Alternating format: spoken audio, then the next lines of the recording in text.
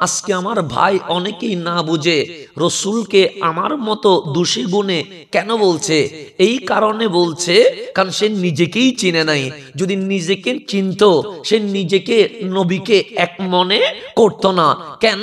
আমার রসুল বলে উম্মত, তুমিও মানুষ, বাবা আদমের উম্মত মানুষ, মুসা আলাইহিস সালামের উম্মত মানুষ, ঈসা আলাইহিস সালামের উম্মত মানুষ।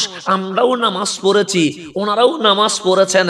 আমাদেরকে আল্লাহ বললেন কুতিবা আলাইকুমুস সিয়াম, বান্দা রোজা ফরজ করছি, রোজা রাখ। আমরা গুসা হয়ে গেছে, মুখ মলিন হয়ে গেছে, চোখের মধ্যে পানি চলে এসেছে। আল্লাহ বলে বান্দা রাগ করছস? আমরা বলি হ্যাঁ। আমার মালিক বলে কেন? আমরা বলি মাওলা, আমরা দিনে একবার নাস্তা করি, দুপুরে খাবার খাই, বিকেলে আবার নাস্তা করি।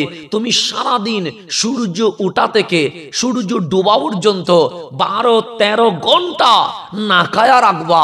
আল্লাহ বলে ও আচ্ছা, রোজা ফরজ করেছি সেই জন্য কষ্ট পেয়েছিস। আল্লাহ বলে তোদের উপর নতুন করি নাই, কামা কুতিবা আলাল্লাযিনা মিন ক্বাবলিকুম। শুধু তোরা রোজা রাখবি না, আগের কার নবী রাসূলের উম্মতরাও রোজা রাখছে।